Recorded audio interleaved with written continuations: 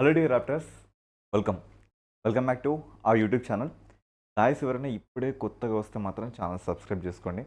కన్ఫామ్గా ఒక లైక్ ఇవ్వండి. ఎందుకంటే డిస్కస్ చేస్తున్న topic 1 video equals to 1 mark. So ఇప్పటి నుంచి మనం ఈ యొక్క సిరీస్ని లాంచ్ చేస్తున్నాం. దీని ఉద్దేశం ఏంటంటే మనం ఇక్కడ ఒక 8 to 10 మినిట్స్ ఒక టాపిక్ని మాట్లాడుకుంటాం. డెఫినెట్గా ఆ టాపిక్ రేపు పొద్దున ఎగ్జామ్లో రిసెంపుల్ అవుద్ది. అలా ఈ వీడియోస్ని మనం షెడ్యూల్ చేయడం జరిగింది.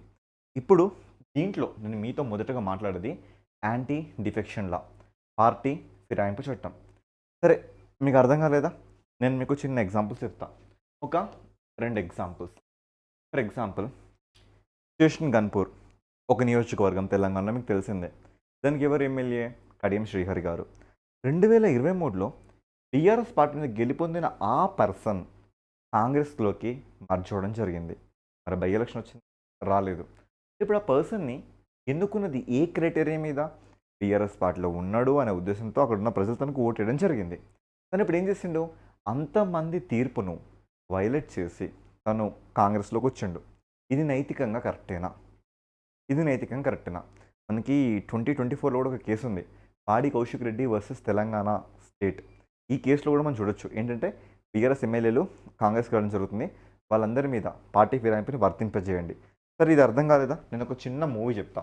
ఆ మూవీ ఏంటంటే నేనే రాజు నేనే మంత్రి. ఇది ఒక మూవీ ఉంటుంది, నేనే రాజు నేనే మంత్రి, రానా అండ్ కాజల్ అగర్వాల్. ఈ మూవీలో కూడా ఆల్మోస్ట్ క్లైమాక్స్లో హీరో సీఎం అవుతానికి రెడీ అవుతాడు, బట్ సీఎం పోస్ట్ రాదు. అందరు ఎటు వెళ్ళిపోతారు? అవతల వైపు వెళ్ళిపోతారు. అంటే ఇప్పుడు ఏం జరుగుతుంది ఇక్కడ ఏంటంటే, పార్టీలో ఒక నైతికత తీసుకురావాలి, సో ఒక ఎథిక్స్ని మెయింటైన్ చేయాలనే ఉద్దేశంతో దీన్ని తీసుకురావడం జరిగింది. అంటే ఏంటంటే, ఒకవేళ ఫర్ ఎగ్జాంపుల్ మీరున్నారు, ఓకేనా? సో మీ పేరు ఫర్ ఎగ్జాంపుల్ నీ పేరు తరుణ్ అనుకో, ఓకేనా? మీ పేరు తరుణ్ అనుకో. ఈ తరుణ్ అనే ఈ పర్సన్ బీఆర్ఎస్ పార్టీ నుంచి ఎమ్మెల్యేగా గెలుపొందడం జరిగింది. ఇప్పుడు ఈ సేమ్ పర్సన్ ఏం చేసిండు? కాంగ్రెస్ పార్టీ లీడ్లో ఉందనే ఉద్దేశంతో ఇతను కాంగ్రెస్లోకి జంప్ అయిపోయిండు. అప్పుడు పార్టీ ఫిరాయింపు ఇతనికి అప్లై చేస్తే తరుణ్ యొక్క ఎమ్మెల్యే లూజ్ అయిపోవడం జరుగుతుంది. మళ్ళీ ఈ నియోజకవర్గానికి బై ఎలక్షన్ వస్తుంది. మళ్ళీ అప్పుడు ఈ కాంగ్రెస్ పార్టీ నుంచి తను గెలుపొందితే అప్పుడు తను కంటిన్యూ అవుతాడు. చాలా సింపుల్గా ఉంది కదా. ఇలాంటి ఈ థియరీ మన ఇండియన్ కాన్స్టిట్యూషన్లో ఎప్పుడు వచ్చింది? ఇది మనకు చాలా ఇంపార్టెంట్, ఓకేనా? సో మొత్తం మన భారత రాజ్యాంగం 25 పార్ట్స్తో 395 ఆర్టికల్స్తో 12 స్కెడ్యూల్స్తో సెటప్ అయిపోయింది, ఓకేనా? సో ప్రతి పార్ట్లో కొన్ని ఆర్టికల్స్, వీటికి అనుబంధకాలుగా అపెండిక్స్గా మనకి స్కెడ్యూల్స్ కనబడతాయి. అయితే 10వ స్కెడ్యూల్లో ఈ పార్టీ ఫిరాయింపు గురించి డిస్కస్ చేయబడింది, ఓకేనా? అయితే ఈ 10వ స్కెడ్యూల్ మనకి ఎలా వచ్చిందంటే, నాడు రాజీవ్ గాంధీ గారి ప్రభుత్వంలో 52వ రాజ్యాంగ సవరణ చట్టం 1985 ప్రకారంగా దీన్ని మనం అడాప్ట్ చేసుకోవడం జరిగింది. అలా మన రాజ్యాంగాన్ని సవరించి ఇలా పార్టీ ఫిరాయింపు చట్టాన్ని వర్తింపజేయడం జరిగింది. ఇక్కడే మనకి మొదటిసారిగా పొలిటికల్ పార్టీ, ఓకేనా, రాజకీయ పార్టీ అనే ఈ పదాన్ని ఎంటైర్ రాజ్యాంగంలో మీరు ఎక్కడ ఎక్స్పీరియన్స్ అవుతారంటే ఈ ప్లేస్లో మాత్రమే మీరు ఎక్స్పీరియన్స్ అవుతారు, ఓకేనా? ఈ ప్లేస్లో మాత్రమే రాజకీయ పార్టీ అనే పదాన్ని మీరు చూడడం జరుగుతుంది. అయితే దీనికంటే ముందు 1967లో స్పీకర్లు అందరూ కూడా ఒక సమావేశం ఏర్పరచుకుంటారు. ఆ సమావేశానికి అప్పటి మినిస్ట్రీ ఆఫ్ హోమ్ అఫేర్స్గా వైబీ చౌహాన్ గారు నేతృత్వం ఒక కమిటీ ఏర్పడింది. ఆ కమిటీ కూడా సో దీనికి సంబంధించిన విషయాలు, అంటే పార్టీ ఫిరాయింపు చట్టానికి సంబంధించిన విషయాల్ని డిస్కస్ చేయడం జరిగింది.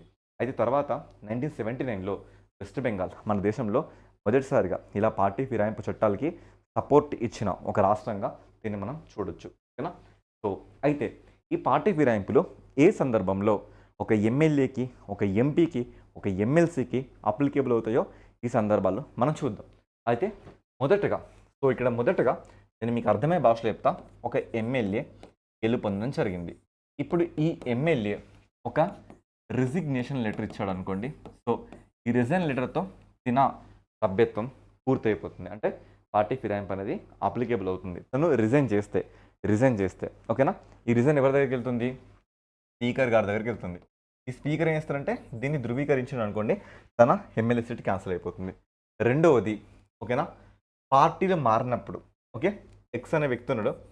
ఈ ఎక్స్ అనే వ్యక్తి ఇంకో పార్టీలోకి జంప్ చేసిండు. ఆ జంప్ చేసినప్పుడు ఈ థియరీ అప్లికేబుల్ అవుతుంది. రెండవది పార్టీ విప్పును ధిక్కరించినప్పుడు, అంటే పార్టీ అంతా కూడా ఒక నిర్ణయానికి వస్తుంది, ఆ నిర్ణయానికి అగెనిస్ట్గా నువ్వు బిహేవ్ చేస్తే అప్పుడు కూడా నీ మీద ఈ పార్టీ ఫిరాయింపుని అప్లై చేయొచ్చు. ఓకేనా? సో అప్లై చేయొచ్చు ఒక 15 రోజుల లోపు. ఓకేనా?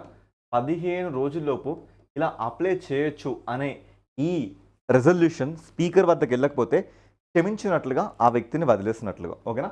సో అలా పార్టీని విప్ని ధిక్కరించినా కూడా నీ మీద ఇది అప్లికేబుల్ అవుతుంది. రెండవది గవర్నర్ చేత నామినేట్ అయిన వ్యక్తులు. ఓకేనా? నామినేట్ అయిన ఈ వ్యక్తులు 6 నెలల తర్వాత, ఓకేనా, ఎన్ని నెలల తర్వాత, 6 నెలల తర్వాత ఇంకేదైనా పార్టీలో జాయిన్ అయితే, 6 నెలల తర్వాత మాత్రమే జాయిన్ అయితే అప్పుడు పార్టీ ఫిరాయింపు అప్లికేబుల్ అవుతుంది. ఓకేనా? అప్పుడు పార్టీ ఫిరాయింపు అప్లికేబుల్ అయ్యి ఆ నామినేటెడ్ పోస్ట్ కాస్త పోతుంది. ఓకేనా? 6 నెలల తర్వాత మాత్రమే.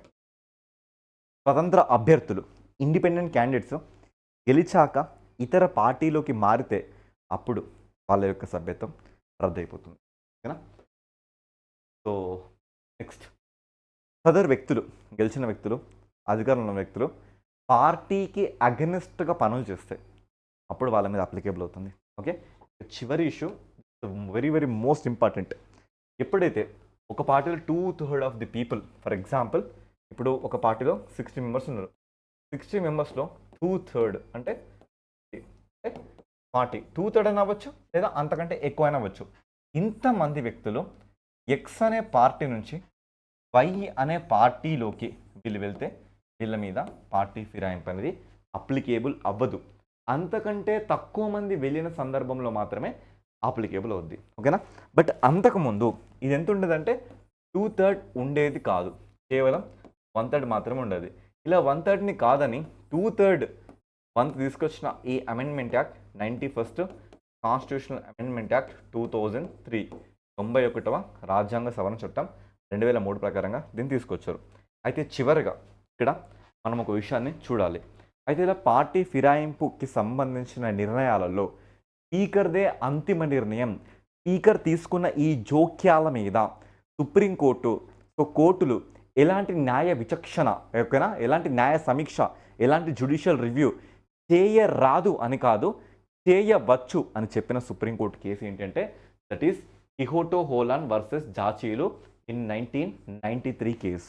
ఓకేనా? ఈ కేసులో సుప్రీంకోర్టు ఏమందంటే స్పీకర్ తీసుకున్న నిర్ణయాల మీద కూడా నేను న్యాయ సమీక్ష, నేను న్యాయ విచారణ, నేను జ్యుడిషియల్ రివ్యూ చేస్తా అని చెప్పింది. ఇలాంటి సందర్భంలో, ఓకేనా, ఇలాంటి సందర్భంలో స్పీకర్ని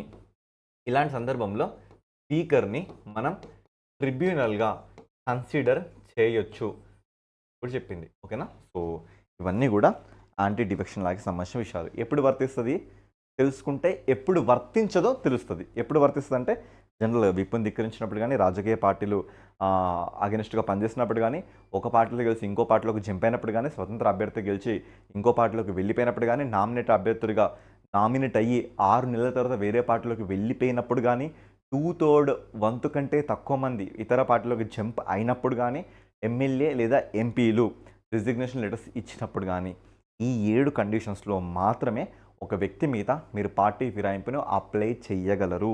ఓకేనా? సో ఇక్కడ సారాంశం ఏంటంటే పార్టీ ఫిరాయింపులు ఎక్కడున్నాయంటే 52వ రాజ్యాంగ సవరణ చట్టం 1985 ప్రకారంగా దీనిని మనం షెడ్యూల్ 10లో మనం చోటు ఇవ్వడం జరిగింది.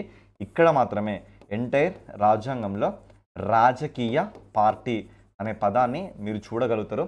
తర్వాత 2/3 మెజారిటీ అనేది 91st రాజ్యాంగ సవరణ చట్టం 2003 ప్రకారంగా మనకి రావడం జరిగింది. ఓకేనా? So 1 video is equals to 1 mark అనే ఈ కాంటెక్స్ట్లో నేను చేసిన మొదటి వీడియోగా ఇది నేను ముందుకు ఇస్తున్నా. ఈ కంటెంట్, ఈ కాంటెక్స్ట్ మీకు యూజ్ అయిందని అనిపిస్తే డెఫినెట్గా మీ ఫ్రెండ్స్ గ్రూప్స్ కానీ, వాట్సాప్ గ్రూప్స్ కానీ, టెలిగ్రామ్ గ్రూప్స్లో కానీ డెఫినెట్గా షేర్ చేయండి. అంటిల్ దెన్ మళ్ళొక వీడియోతో మళ్ళీ కలుసుకుందాం. So signing off, this is your Shravan sir. Thank you so much.